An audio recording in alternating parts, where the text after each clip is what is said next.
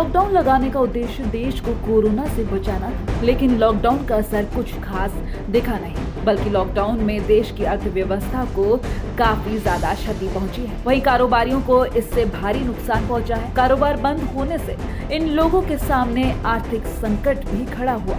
इसके अलावा कारोबारियों की एक और परेशानी भी सामने आई, जो है चेक बाउंस को लेकर। अब तक के प्रावधान के अनुसार अगर किसी का चेक बाउंस होता है और यदि प्रार्थी शिकायत करता है तो चेकदाता के खिलाफ एनआई एक्ट की धारा 138 के तहत मामला दर्ज होता है, जिसके अनुसार उस व्यक्ति को 2 साल तक का कारावास या जुर्माना लगाया जाएगा, जो कि चेक की राशि से दोगुना तक हो सकता है, या फिर ऐसा भी हो सकता है कि कारावास और जुर्माना दोनों से ही दंडित किया जाए।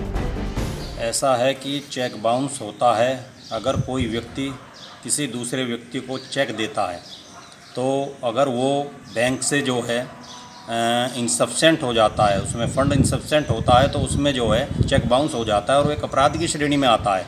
138 एनआई एक्ट का मुकदमा चलता है उसमें। लेकिन गवर्नमेंट का एक सराहनीय कार्य है कि कोविड-19 की वजह से जो चेक पहले दिए गए हैं लॉकडाउन से पहले, और उसमें जो है अब अगर वो कोई भी व्यक्ति उसे लगा देगा और उसकी आर्थिक स्थिति ख़राब हो चुकी है, क्योंकि उद्योग धंधे सब ठप हो चुके हैं, और अगर उसमें वो चेक लगाएगा तो वो बाउंस हो जाएंगे। इस कारण से गवर्नमेंट के द्वारा, वित्त मंत्रालय हमारे भारत सरकार के द्वारा ये चेक बाउंस को कुछ समय के लिए एक समय सीमा दी जाएगी। उस पर जो है विचार चल रहा है और उसे जो है अपराध की श्रेणी में नहीं लिया जाएगा। अब लॉकडाउन के वक्त में कारोबारियों को आर्थिक परेशानियों का सामना भी करना पड़ रहा है, जिस कारण इन कारोबारियों की लंबे समय की मांग के बाद सरकार अब गंभीर हो गई है और चेक बाउंस को गैर अपराध बनाने को लेकर विचार करने में लग गई है। वित्त मंत्रालय ने भी इस बात पर विचार विमर्श करना शुरू कर दिया है।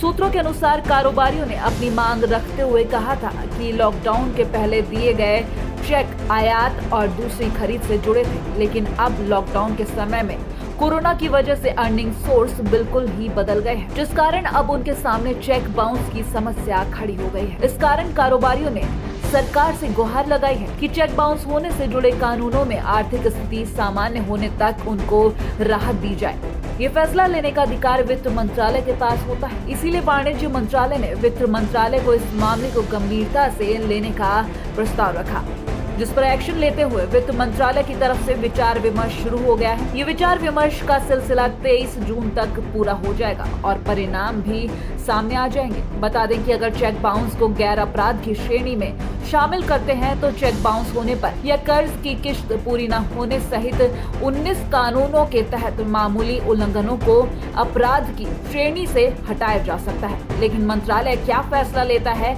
ये तो 23 जून या उसके बाद ही पता चलेगा।